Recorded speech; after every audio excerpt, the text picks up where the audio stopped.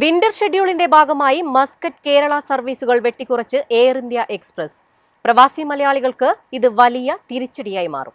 മസ്കറ്റിൽ നിന്ന് ഇന്ത്യൻ സെക്ടറിലേക്കുള്ള Air India എക്സ്പ്രസിന്റെ വിന്റർ ഷെഡ്യൂൾ പ്രാബല്യത്തിൽ വന്നു. പുതിയ ഷെഡ്യൂൾ 2026 മാർച്ച് വരെ തുടരും.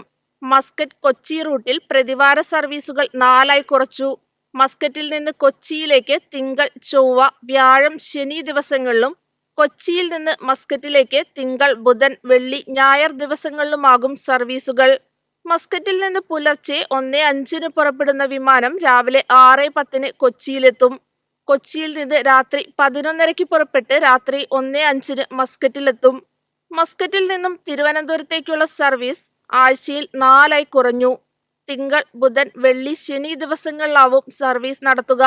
മസ്കറ്റ് കോഴിക്കോട് സർവീസ് 3 ചുരുങ്ങി. അതേസമയം മസ്കറ്റ് കണ്ണൂർ റൂട്ടിൽ ആഴ്ചയിൽ 4 ദിവസം സർവീസ് ഉണ്ടാവും.